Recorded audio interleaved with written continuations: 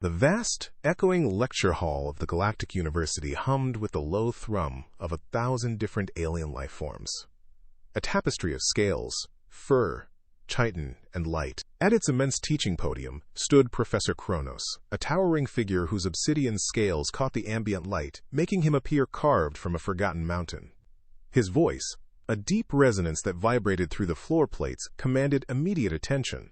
"Class," he began, his multifaceted eyes sweeping over the 43 diverse students, "today we delve into the most primal, the most fundamental of all interspecies dynamics, the visceral reality of predator-prey fear responses."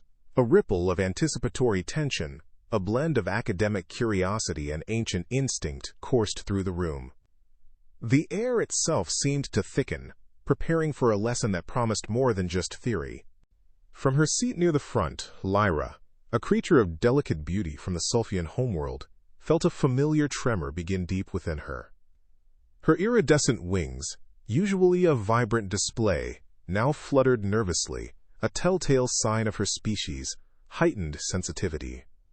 Her large, compound eyes darted around the hall, then fixed on Professor Kronos, a magnificent, terrifying specimen of an apex predator. Lyra was a prey species, genetically predisposed to an acute awareness of threat, and the professor's words, though academic, stirred an ancient instinctual dread. She knew she had volunteered for this, a brave act of scientific dedication, but her body already yearned for flight, for the safety of shadow. Beside Lyra, a stark contrast to her trembling form, sat Kael. He was human, the sole representative of his species in the entire class, and to most, utterly unremarkable. His skin was a soft, unadorned tan, his hair a common brown, his clothing a simple, practical tunic. He carried a battered notebook, its pages dog-eared, and clutched an ancient ink-stained pen. Yet, even as Lyra's fear began to mount, Kael remained utterly still. A few of the more perceptive students, Lyra included, noticed a peculiar intensity in his eyes, not fear, but a flicker of analytical focus, like a scholar studying a complex equation. He was calm, perhaps too calm, in a way that was subtly unsettling. Professor Kronos surveyed his chosen volunteers. Lyra's shimmering anxiety, a perfect counterpoint to Kael's baffling stillness. He cleared his massive throat, a sound like grinding stone. "For our demonstration," he announced, his voice reverberating, "I will activate my species' natural hunting display. It is a biological marvel, honed over millennia to elicit an unmistakable primal response from any sapient prey." He paused, allowing his words to sink in. "Observe our volunteers, class. Chart their physiological reactions. Note the universal constants of fear." The gravity of the moment settled, thick and palpable, as the professor prepared to unleash the full, terrifying power of his ancient lineage. With a deep, guttural intake of breath, Professor Kronos began his transformation. His obsidian scales, already dark, deepened to an absolute light-devouring black, absorbing every photon in their vicinity. From the tips of his digits, razor-sharp claws extended with an unnerving metallic scrape, each one glinting ominously. His jaw unhinged slightly, revealing fangs that elongated, curving wickedly like ancient daggers. Most terrifying of all, the bioluminescent throat sac beneath his chin began to pulse, first slowly, then accelerating, emitting intricate, hypnotic patterns of light designed to neurologically paralyze and induce a profound, unshakable terror in any creature that beheld them. The air grew cold, charged with an unspoken dread. The effect was instantaneous and absolute. Across the lecture hall, students from dozens of worlds recoiled in a synchronized wave of primal panic. Centauran fur bristled and stood on end, their multi-jointed legs twitching with an urge to flee. Voxian bodies rang with high-pitched stress frequencies, their vocal cords involuntarily screaming. Aquatic species, confined to their transparent hydro tanks, instinctively released clouds of defensive ink, their forms spasming within the murky obscurity. It was a symphony of terror, a visceral testament to the crone's ancient, unchallenged predatory prowess. Every instinct, every genetic memory, screamed for survival, for escape from the overwhelming display of power. Lyra was no exception. Her delicate wings, usually controlled with such grace, now buzzed frantically, a blur of iridescent panic. Ancient genetic programming, dormant for generations in the safety of galactic civilization, flooded her consciousness with an overwhelming, suffocating terror. Her compound eyes, normally a mosaic of gentle observation, dilated wildly, scanning every inch of the hall for any conceivable escape route, though her body was frozen in place. Her respiratory system, designed for the thin, sweet air of Sulfian jungles, shifted into a frantic crisis mode, her chest heaving. She struggled desperately to remain standing, her slender legs shaking uncontrollably, on the precipice of collapse. Professor Kronos, a master of his craft, allowed his hunting display to reach its terrifying zenith. The bioluminescent patterns on his throat sac pulsed with dizzying speed. A mesmerizing, inescapable vortex of light designed to overwhelm the optic nerves and short-circuit the fear response. Then, from deep within his massive chest, he unleashed a guttural, subsonic growl. It wasn't a roar, but a frequency designed to bypass conscious thought, vibrating through bone and sinew, triggering absolute submission and paralysis in any prey foolish enough to remain. The very air in the hall thrummed with a primal dread, a suffocating weight that pressed down on every being present. All eyes, wide with terror or scientific fascination, were fixed on Lyra and Kael. Lyra was a quivering mess, her wings vibrating so fast they blurred. And Kael? As the subsonic growl resonated through the hall, Kael let out a deep, jaw-cracking yawn. He covered his mouth politely with one hand, his eyes watering slightly from the effort. Then, with an unnerving calm, he opened his battered notebook, its worn cover a testament to countless hours of study, and began writing with his ancient pen. The faint scratching of ink on paper, amplified by the stunned silence that followed the yawn, was shockingly audible. A few students, still trembling, caught a flicker in Kael's eyes. Not terror, but intense, analytical interest, as if he were dissecting a problem, not facing a predator. Professor Kronos' display faltered. The hypnotic bioluminescent patterns on his throat sac flickered uncertainly, like a dying star. His extended claws retracted a fraction of an inch. His fangs seemed less pronounced. For 3 centuries he had taught xenobiology, demonstrating his species' apex predatory power to countless generations of students from every corner of the galaxy.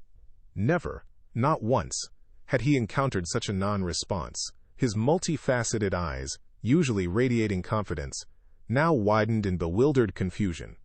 A fleeting, almost imperceptible moment of self-doubt crossed his ancient scaled face, a profound existential crack in the foundation of his understanding. The widespread panic that had gripped the class quickly dissipated, replaced by an equally widespread, stunned silence.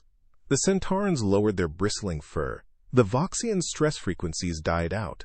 The aquatic species' ink cloud slowly dispersed.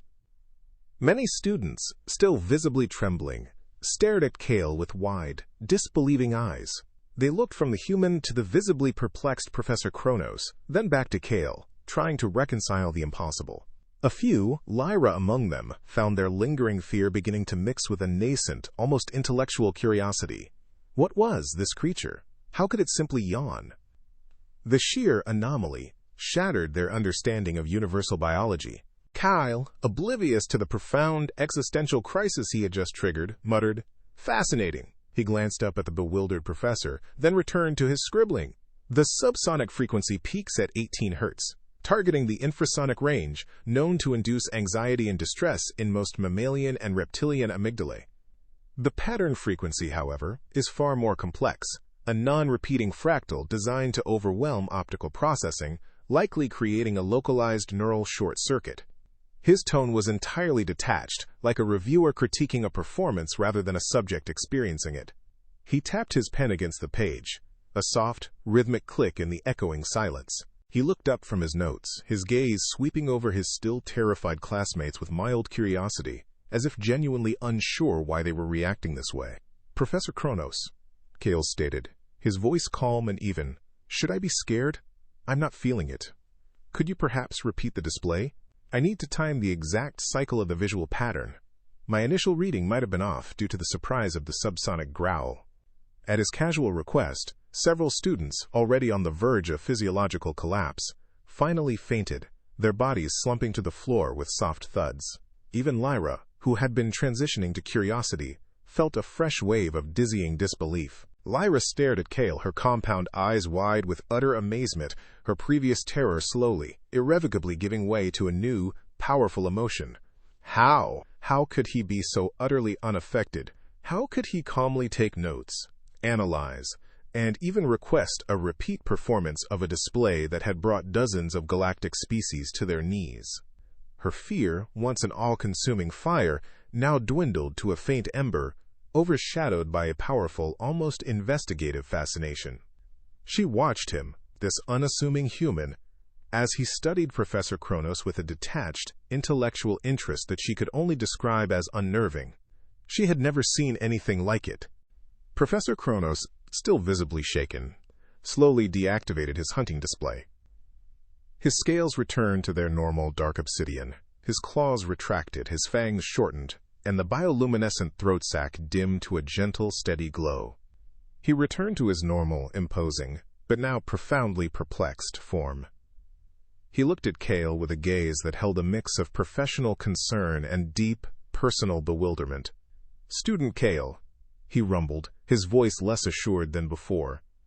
"Are you experiencing a neurological malfunction? My species, threat display, I assure you, is calibrated to trigger an instinctual fear response in all known sapient species across the galaxy. It is universal." He awaited a logical explanation. Kael looked up, blinking. "Oh, no, Professor." "No malfunction," he replied, with unsettling casualness. "It's just that humans didn't really have many natural predators on Earth, not in the traditional sense, for a very, very long time." He leaned forward slightly, warming to his topic. "Our evolutionary pressure came from other humans, the environment, and the sheer necessity of persistence hunting. We became apex predators, the kind that hunted by simply running things down until they collapsed from exhaustion. We learned tool use, strategy. So when my brain registers a threat display like yours, it doesn't think, run away. It thinks, how to counter." Lyra, still watching, felt a chill that had nothing to do with fear. Kael, now fully absorbed in his explanation, began to gesture casually with his pen. "For instance, with your display, Professor, in a combat situation, one could employ a focused sonic dampener to negate the infrasound, or perhaps a directed strobe light at a counter-frequency to disrupt the visual pattern. You'd lose a significant portion of your psychological advantage." Before Kael could elaborate further, Professor Kronos held up a massive, scaled claw, stopping him mid-sentence. The professor's multifaceted eyes were wide, not with anger, but with a dawning, terrible horror.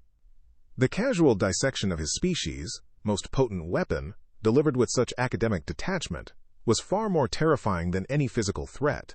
"Are you, by any chance, Student Kael?" Professor Kronos asked, his voice now a quiet, almost incredulous whisper.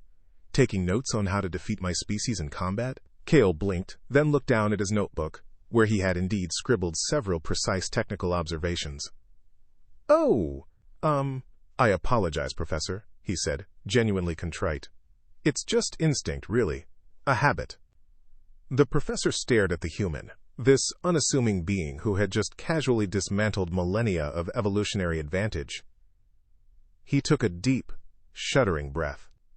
"Class dismissed," he announced, his voice barely audible. I need to reconsider my lesson plan." As students began to stir, they looked at Kael with a new mix of awe and profound terror. Their galactic worldview, once so neatly ordered, had just been irrevocably shattered. As the remaining students chattered nervously and made their way out of the lecture hall, Lyra approached Kael. Her previous terror was entirely gone, replaced by an intense, almost desperate curiosity. She simply looked at him, her compound eyes wide, and asked, "How?" Kael shrugged, tucking his pen into his notebook. "It's simple, really. When your species spends hundreds of thousands of years as persistence hunters, preying on everything from megafauna to each other, you develop a different relationship with fear. It's not a signal to run. It's information. A problem to solve. We became the thing that other things should be scared of, and we never really stopped. Kael offered Lyra a smile, an expression that was both friendly and subtly, profoundly unsettling. "Hey, if you're not busy," he suggested, "I'm heading to the student lounge for some coffee.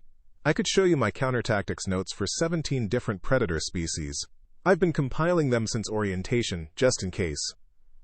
Lyra stared at him, a dawning, chilling comprehension washing over her.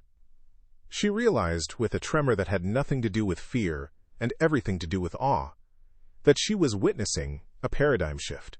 Humans were not just another prey species in the vast galaxy. They were a dangerous, adaptable, strategic predator species, one that had learned to think, to analyze, and to conquer. The galaxy, Lyra understood, would never be the same.